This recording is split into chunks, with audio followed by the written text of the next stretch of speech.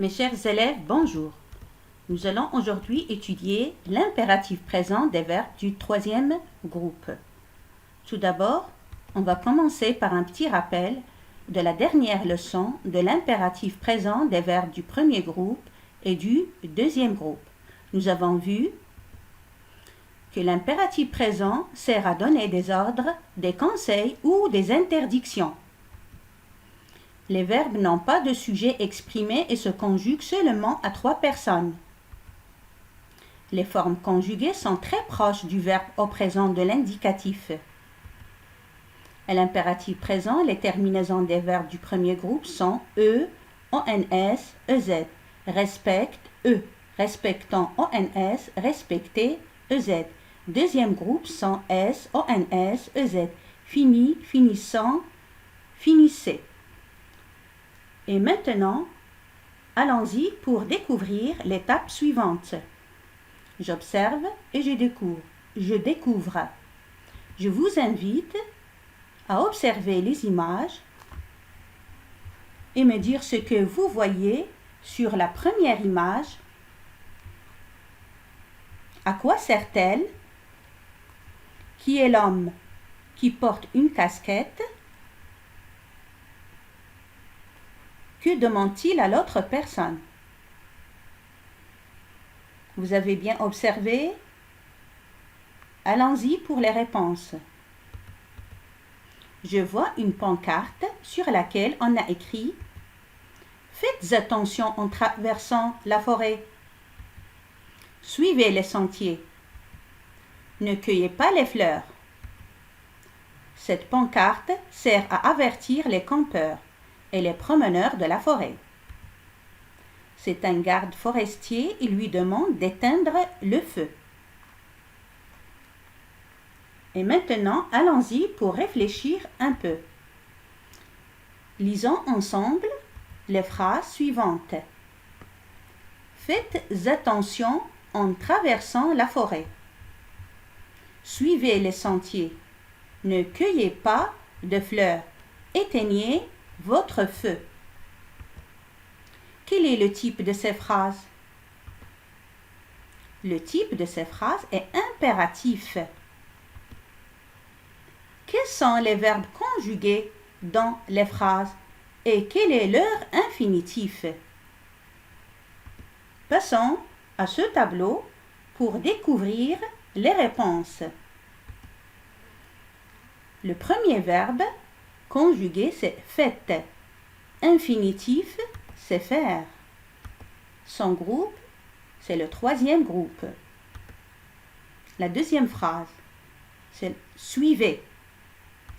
L'infinitif suivre. Groupe, troisième groupe. Cueillez. Cueillir. C'est un verbe du troisième groupe. Et pour la dernière phrase, éteignez, c'est le verbe éteindre. C'est un verbe du troisième groupe. À quoi servent ces verbes et à quel temps sont-ils conjugués? Les verbes donnent des ordres ou des interdictions.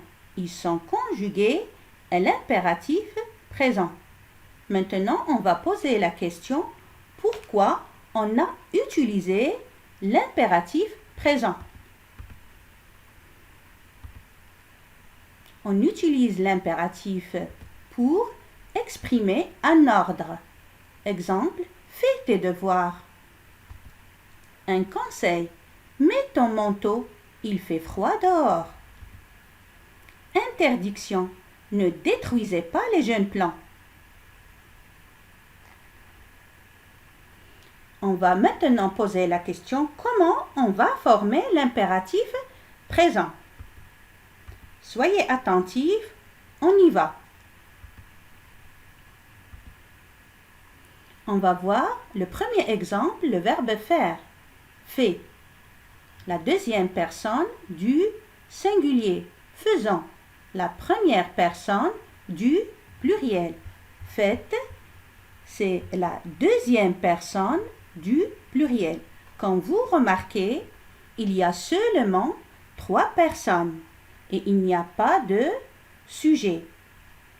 Et l'impératif présent se forme comme le présent de l'indicatif. Prenons l'exemple suivant. Suivre.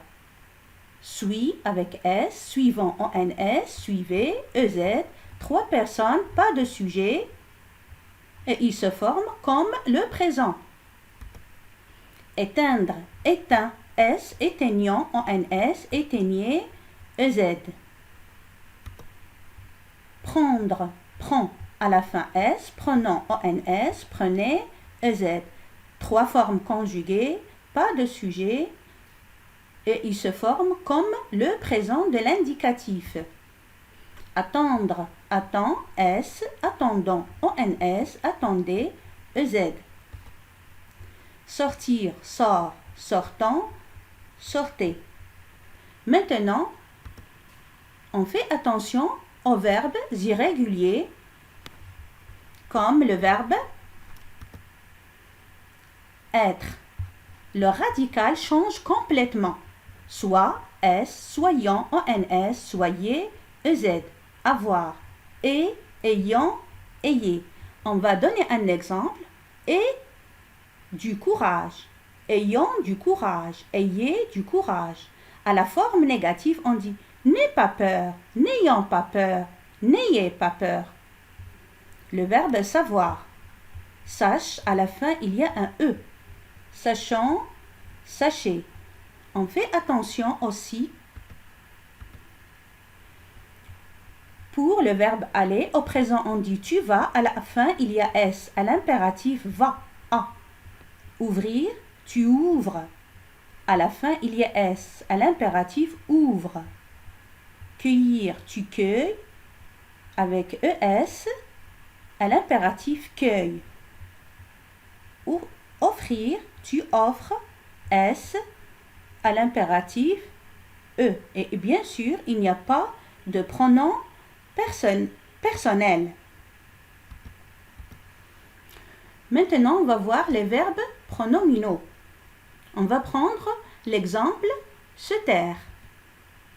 Se taire, à l'impératif, on dit tais-toi, taisons-nous, taisez-vous. Tais-toi. Au présent, on dit tu te tais. Donc, te devient toi. Et entre le verbe et le pronom, il y a un trait d'union. Taisons-nous, entre le verbe et le pronom, il y a un trait d'union. Taisez-vous, aussi, on ne doit pas oublier le trait d'union. Voyons maintenant la forme négative pour un verbe pronominal s'enfuir. On dit ne t'enfuis pas. Ne nous enfuyons pas. Ne vous enfuyez pas.